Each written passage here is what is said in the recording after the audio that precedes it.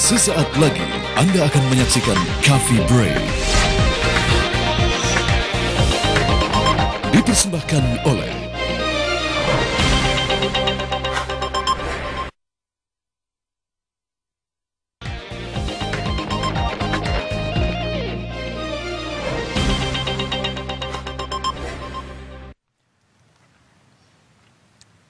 Selamat pagi pemirsa, ketemu lagi hari Kamis ya, ini hari Kamis. Sepertinya begitu ya, masih agak-agak suasana baru selesai liburan ya. Liburan dan masih dalam rangka lebaran, masih silaturahmi sama keluarga. Nah, tapi kita memiliki suatu topik yang memang sangat menarik untuk Anda, lagi-lagi berkaitan dengan masalah kesehatan. Yes. Dan ini sangat penting karena menyangkut mengenai kesehatan Nusantara. Jadi bukan hanya kita-kita saja mungkin di kota besar, tapi perlu kita sadari juga mengenai pemerataan kesehatan itu di berbagai lokasi. Kan Syah, Indonesia itu kondisi geografisnya kan sangat luas, ada yang bergunung, ada yang pulau-pulau kecil, ada yang daerah yang di perbatasan dan sebagainya. Ada bahkan yang tinggal di perairan pun ada yang tinggal di tengah laut. Nah, itu dia. Dan kesehatan itu adalah investasi buat masyarakat. Nah, kita akan ngobrol-ngobrol tentang kontribusi Nusantara Sehat bagi pembangunan kesehatan.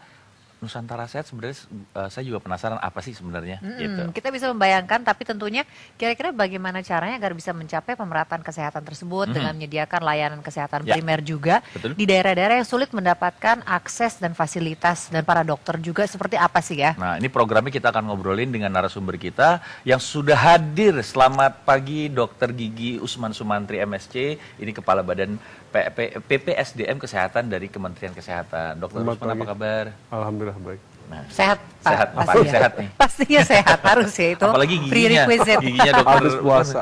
jadi sehat juga. Nah, Dok, boleh nggak dijelasin nih program Nusantara Sehat ini seperti apa sih, Dok? Sebenarnya gini, jadi Nusantara Sehat ini satu program relatif baru ya. Menempatkan tenaga kesehatan berbasis pada tim. Oh, berbasis Jadi, tim yang membedakan. Tidak satu-satu kita tempatkan, tapi dan ini diutamakan untuk daerah-daerah yang tertinggal, kepulauan, perbatasan. Ini juga sekaligus menjawab tantangan Pak Presiden untuk membangun dari pinggiran. Ya. Jadi ini terutama untuk perbatasan Kalimantan, Filipina, Papua itu kan sangat penting ya. Terutama tentang kebutuhan SDM kita. Kenapa backgroundnya seperti itu? Yang menjawab tadi isu yang paling penting adalah geografi kita yang begitu luar biasa, dan yang paling penting berkeadilan dalam pelayanan kesehatan. Berkeadilan ya. Berkeadilan karena kalau kita di kota besar akses kita lebih mudah. 24 jam bisa. Kalau di daerah seperti ini bagaimana caranya? Nah, iya, kalau di kota besar cuman flu batuk pilek aja kita bisa mendapatkan layanan di UGD misalnya. Sementara kondisi kesehatan yang sangat butuh perhatian mungkin di daerah lebih sulit ya, Pak ya. Lebih sulit. Nah, negara itu harus hadir di situ. Itu prinsip dasarnya. Karena itu program ini diluncurkan di 2015. Jadi sekarang sudah hampir 2015 itu hampir 700 tenaga kesehatan yang kita kirim di 100 puskesmas ya. Jadi memang kita data dulu mana puskesmas yang harus kita intervensi ya. Dan ini memang kaitannya sama kewenangan karena pusat tidak seperti dulu sentralistik. Jadi sekarang ini kewenangan formasi pegawai itu diserahkan ke daerah. Tapi tetap saja pada daerah tertentu ya sulit untuk diisi oleh tenaga kesehatan. Karena itu pusat melakukan intervensi. Nah, ini adalah ilustrasinya juga nih mengenai ya lebih kurang yang tadi dijelaskan oleh dokter tadi mengenai pentingnya negara hadir ya untuk memberikan layanan kesehatan.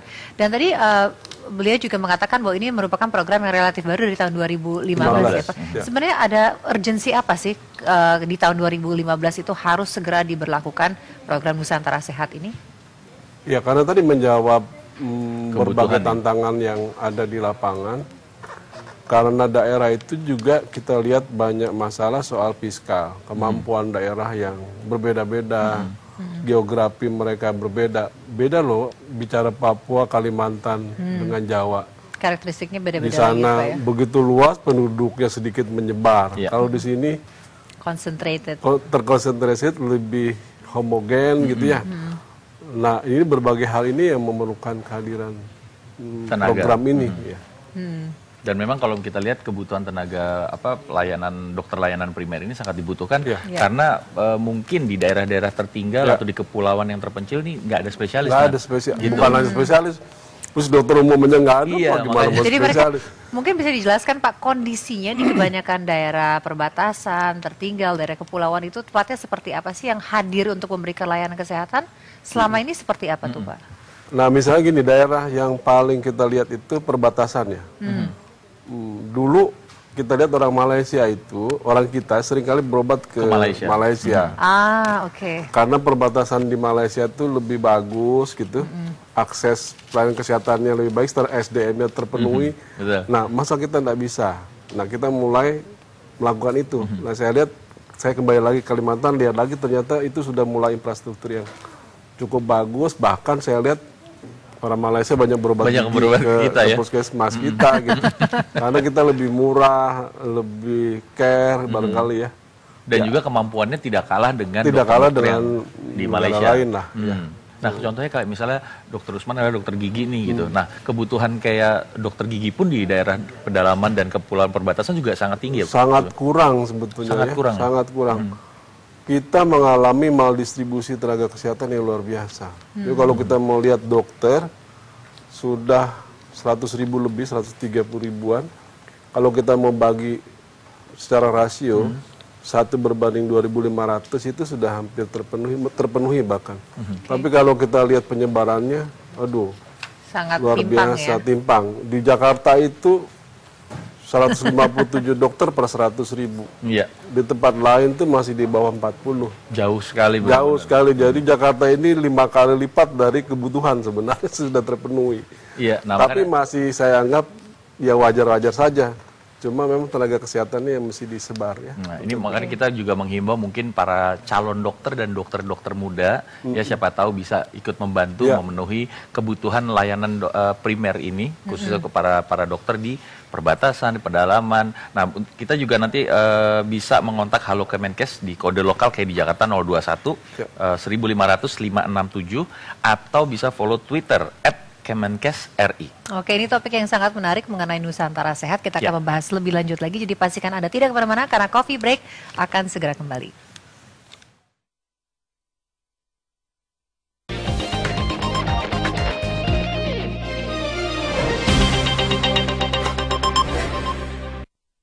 Aku selalu meniru kebiasaan ayah dan bunda. Seperti bunda yang suka masak dan bersih-bersih.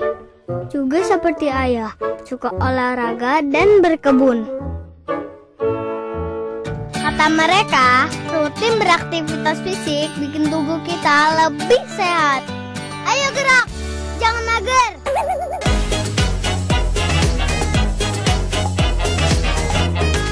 Saya pernah kena gatal jamur karena udara lembab, gatal karena keringat. Untung ada Calpanax Cream. Calpanax Cream membantu mengatasi gatal jamur. Oleskan saja Calpanax. Aksi petarung pemberani akan kembali disuguhkan untuk Anda. Showbiz dunia yang menguras adrenalin. One Bright Bara segera di TV One. Ini penting untuk setiap keluarga.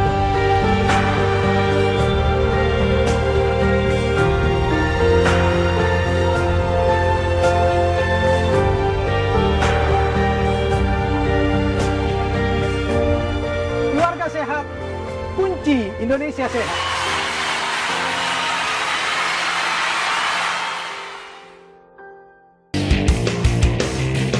Petarung tak terkalahkan yang memiliki rekor kemenangan knockout hampir 100%.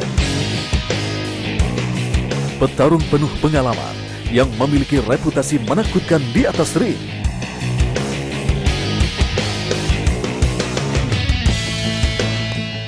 Deontay Wilder versus Chris Arreola, Minggu 17 Juli, Live World Boxing di TV One. Memang beda. Aku selalu meniru kebiasaan ayah dan bunda. Seperti bunda yang suka masak dan bersih-bersih. juga seperti ayah, suka olahraga dan berkebun. Kata mereka, rutin beraktivitas fisik bikin tubuh kita lebih sehat. Ayo gerak, jangan mager.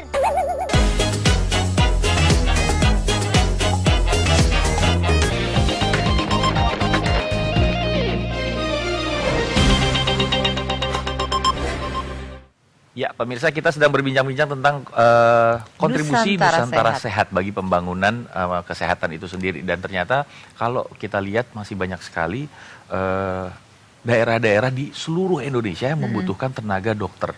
Pastinya. Dan juga tempat kayak misalnya puskesmas, klinik. Nah, itu dia. Sarana, prasarananya, dan tidak hanya puskesmas saja. Kalau kita menempatkan dokternya harus dipikirkan juga perumahannya, nyamanannya dokter tersebut juga banyak ternyata ya. Ini masih terjadi nggak sih, Dok? Kayak misalnya ada dokternya sudah ada nih, tapi infrastruktur yang untuk mendukung pekerjaan belum memadai, tempat tinggal, mungkin tempat kerja. Ini seperti itu. Nah, untuk program yang ini memang kita survei dulu. Jadi sebelum kita tempatkan dokter ini layak di situ apa tidak, nah kita harus ke lapangan dulu, dan kita ada MOU dengan daerah. Jadi Bupati dan kita tantangan beliau antaranya adalah menjaga keamanan. Walaupun tidak menjamin 100%, tapi minimal ada komitmen Bupati. Misalnya untuk sarana tinggal, ya, keamanan. Dan ini 2 tahun cukup lumayan lama untuk meninggalkan perkotaan masuk ke daerah. Tapi hal ini apakah yang membuat para dokter-dokter muda ini yang baru-baru jadi dokter ini nggak mau untuk mereka tugas di pedalaman atau gimana-gimana? Ya, banyak hal yang kalau kita mau bicara komprehensif ya, ujung-ujungnya ya satu, dokter tidak hanya melihat salary ya, tapi juga ya tadi pengabdiannya. Ngapain saya ngabdi ke daerah itu kalau di daerah itu tidak ada infrastrukturnya, gitu kan? Yang kedua, ngapain saya mau ke daerah itu kalau saya di kota ini masih bisa mendapatkan hidup gitu ya, bisa hidup dengan baik. Tapi di daerah saya sengsara kan bahaya, gitu. Jadi hal ini mesti kita buat, kita ciptakan. Nah, dalam pemikiran kami, Kemkes ke depan, kita memang akan mengirim dokter tidak hanya yang berbasis tim ini, tapi yang individual. Individual juga ya? Nanti akan kita buatkan dan mestinya salary-nya lebih besar ya.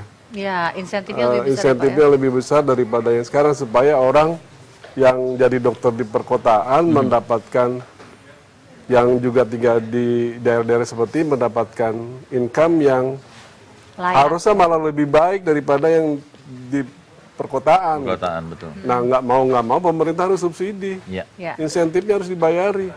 Setuju. Kalau dia di perkotaan, dia bisa dibayar dengan kapitasinya BPJS ya.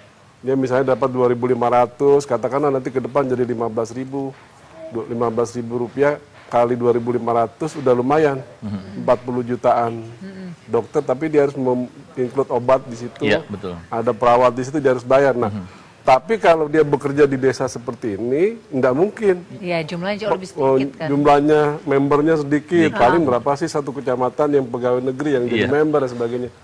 Nah, itu harus ada intervensi pemerintah. Pemerintah harus membayari justru daerah ini. Nah, pusat khususnya untuk daerah yang tidak diminati dan daerah-daerah atau tenaga kesehatan yang kita anggap sangat strategis harus diintervensi. Karena kalau tidak ada dokter di daerah itu, maka nilainya menjadi kurang akses. Itu. Jadi dokter itu mutlak harus ada di situ. Nah, ini kan program Nusantara Sehat ini kan basisnya tim nih untuk dokter. Nah, kira-kira gimana untuk persuasif agar mengajak para dokter untuk bisa bergabung di tim Nusantara Sehat ini? Ya, salah satunya pertemuan hari ini kali ya. Acara ini saya pikir bagus agar teman-teman di FK, para dosen dan sebagainya mendengarkan ini. Karena kami butuh tenaga dokter. Dan kami juga menyadari harus ada support pemerintah.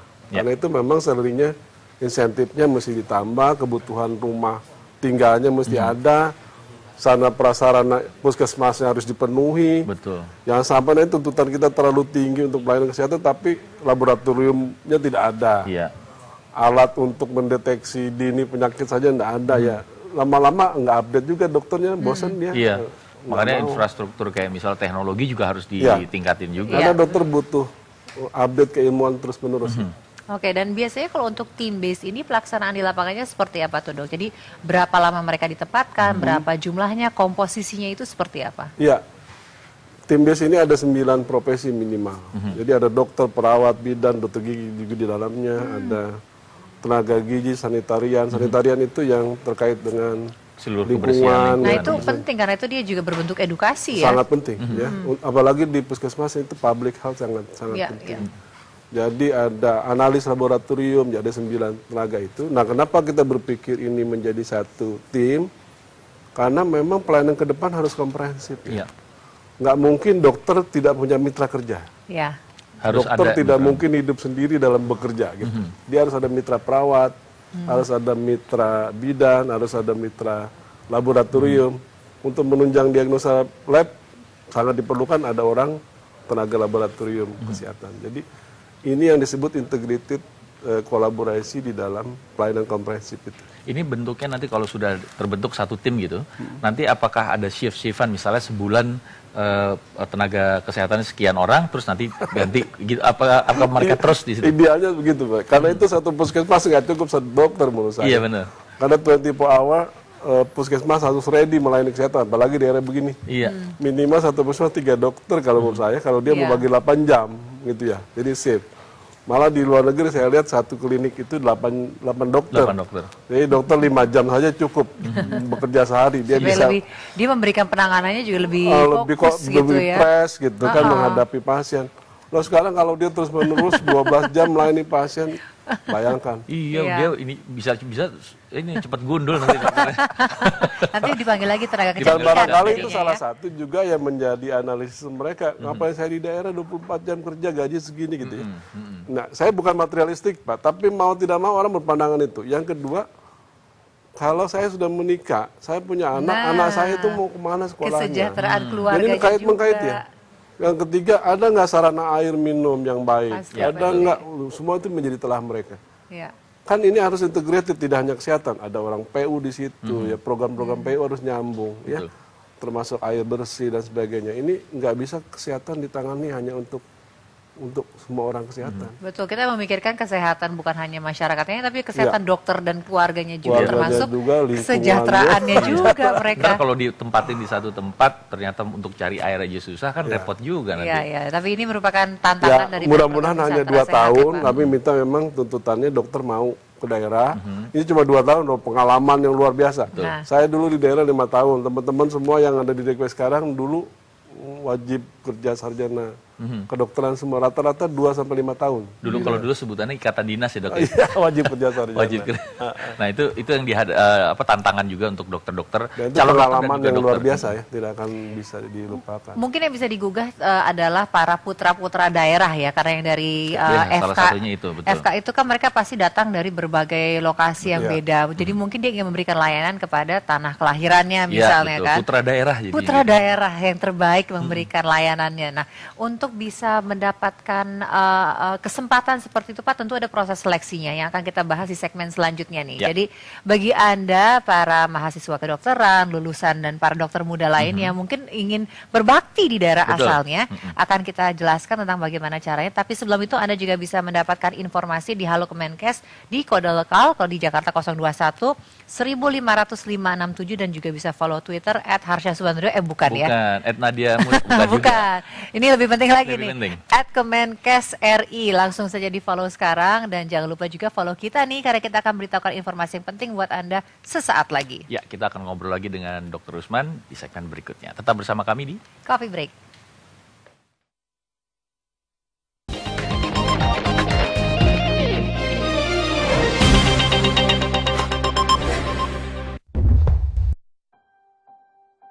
Ini penting untuk setiap keluarga.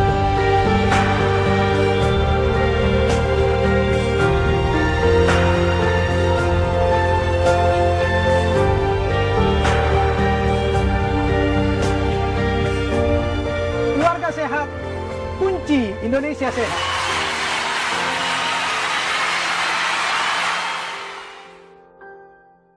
Cari kamar nyaman dengan harga aman? Airy Rooms siap menawarkan banyak kenyamanan. Harganya murah dan tersedia di seluruh Indonesia. Tunggu apa lagi? Klik airyrooms.com sekarang. Pertarungan terbaik dari nama-nama yang melegenda. Laga-laga berkelas yang tak pernah usang. Best World Boxing TV One memang beda. Aku selalu meniru kebiasaan ayah dan bunda.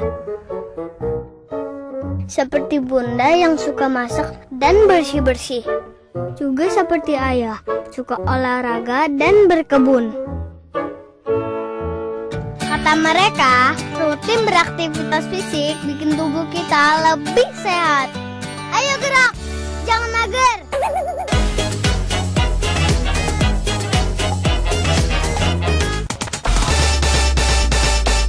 Apakah di dalam tasnya? Apakah di dalam perutnya? Semua itu tidak diuraikan oleh penuntut.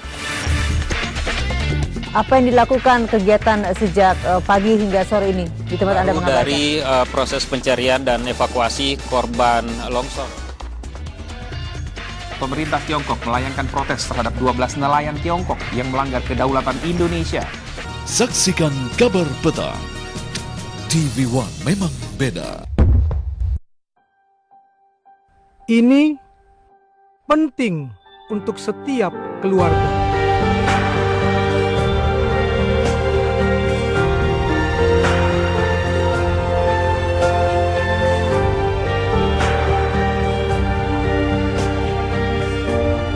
Keluarga sehat, kunci Indonesia sehat.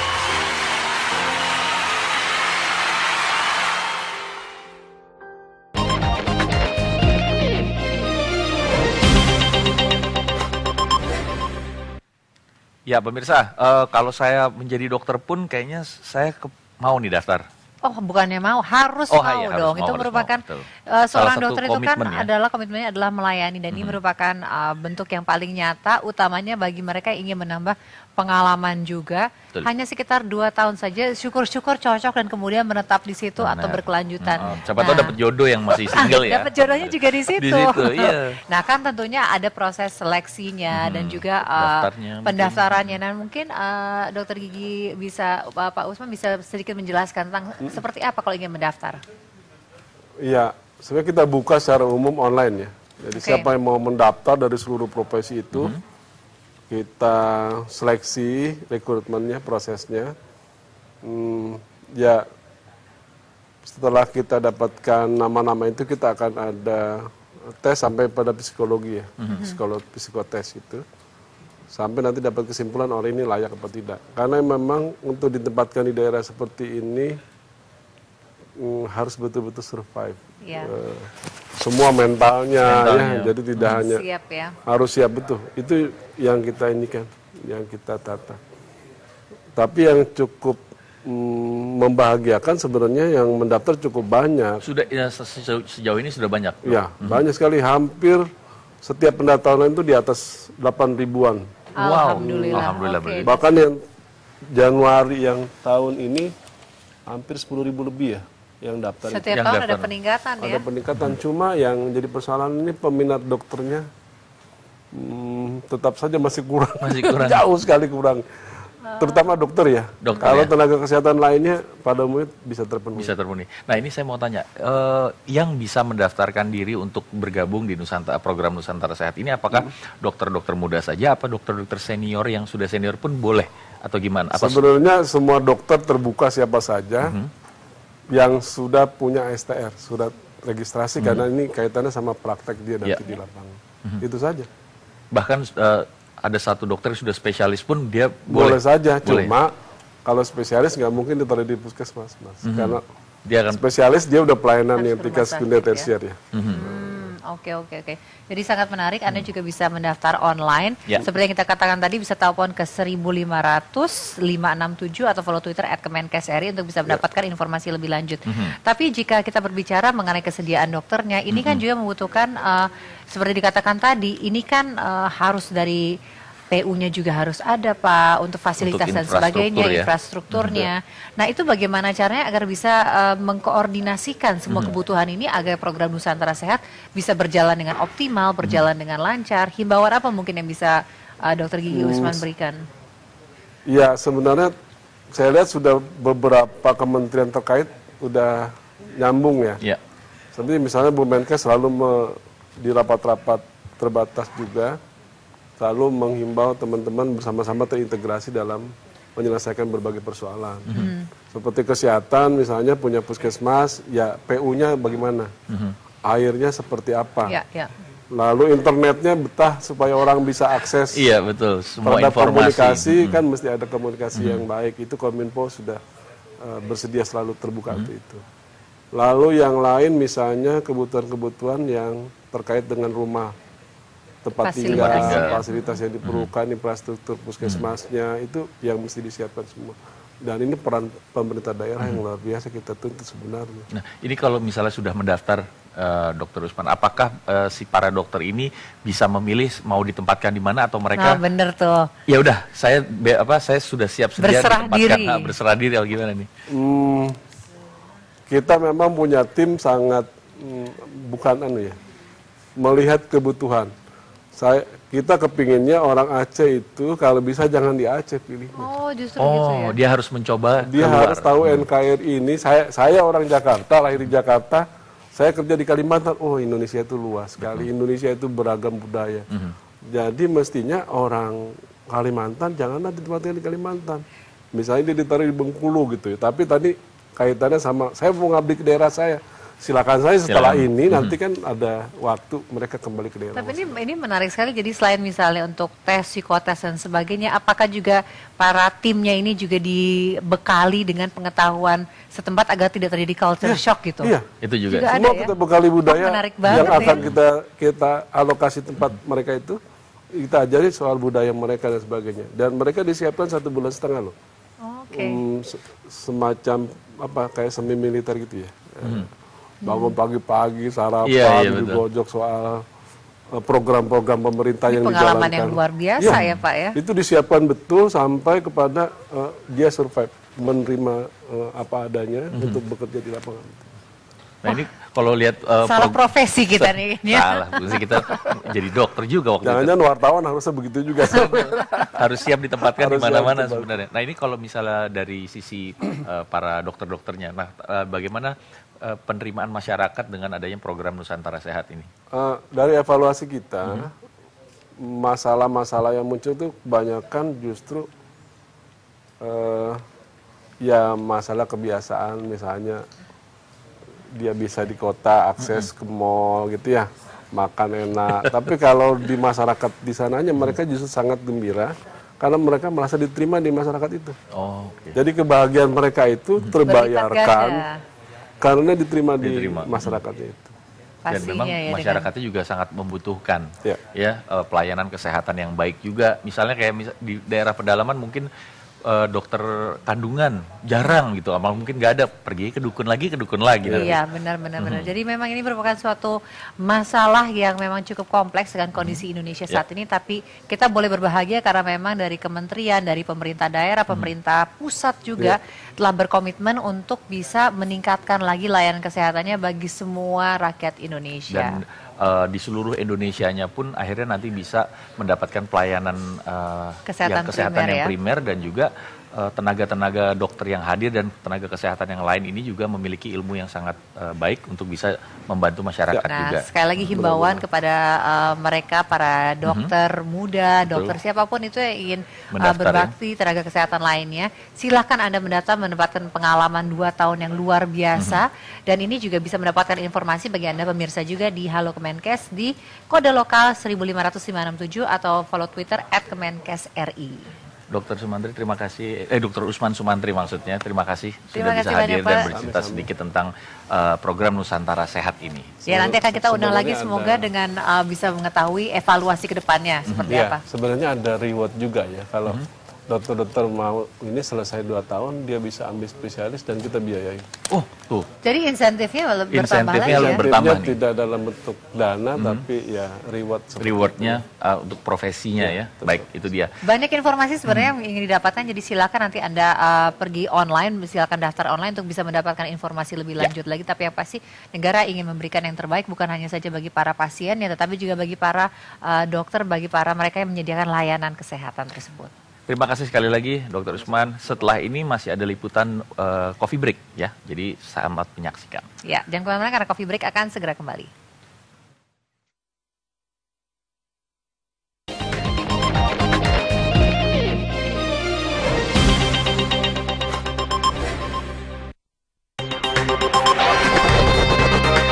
Anda baru saja menyaksikan Coffee Break. Dipersembahkan oleh